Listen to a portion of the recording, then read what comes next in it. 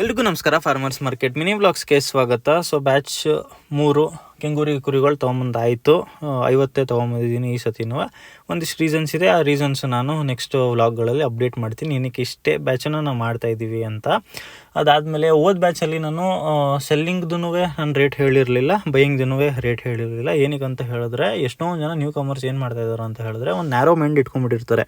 ಅವರು ಈ ರೇಟಿಗೆ ತೊಗೊಂಬಂದರು, ಇಷ್ಟು ದಿನ ಸಾಕಿದ್ರು, ನೆಕ್ಸ್ಟು ಈ ರೇಟಿಗೆ ಮಾರಿದ್ರು, ನಾನು ಹಂಗೆ ಮಾಡ್ತೀನಿ ಅಂತ. ಸೊ ಆ ರೇಟು ನಿಮಗೆ ಸಿಕ್ಕಲೂಬಹುದು, ಸಿಗದೇನೂ ಇರ್ಬೋದು. ಸಿಕ್ಕಿಲ್ಲ ಅಂದರೆ ಏನು ಮಾಡ್ತೀರಾ? ಸೊ ಈ ಥರ ಸಿಚುವೇಶನ್ಸಲ್ಲಿ ಇವಾಗ ನಾವು ಒಂಥರ ಅದು ಶೋ ಆಫ್ ಮಾಡ್ದಂಗೆ ಆಗುತ್ತೆ. ನಾನು ನೋಡಿ ಇಷ್ಟು ದಿವಸದಲ್ಲಿ ನಾನು ತೊಗೊಂಬಂದೆ, ಇಷ್ಟು ದಿವಸದಲ್ಲಿ ಮಾರಿಬಿಟ್ಟೆ ಅಂತ. ಸೊ ಇನ್ಸ್ಟೆಡ್ಡು ಏನು ಮಾಡಿ ಅಂತ ಹೇಳಿದ್ರೆ, ರಿಯಲ್ ಟೈಮ್ ಇನ್ಫಾರ್ಮೇಷನ್ ಮಾರ್ಕೆಟ್ದು, ಅದು ವೀಡಿಯೋಸಲ್ಲಾಗಿರಲಿ ಅಥವಾ ನಿಮ್ಮ ಫ್ರೆಂಡ್ಸ್ ಯಾರು ಮಾರ್ಕೆಟ್ಗೆ ಹೋಗಿ ಬರ್ತಾ ಇರ್ತಾರೆ ಅಥವಾ ಯಾವ್ದಾದ್ರು ದಳ್ಳಾಳಿದು ನಂಬರ್ ಇಟ್ಕೊಂಡು ಒಂದು ಮಾರ್ಕೆಟ್ ರೇಟನ್ನು ನೀವು ಅಪ್ಡೇಟು ಪಡ್ಕೊಬೇಕಾಗುತ್ತೆ.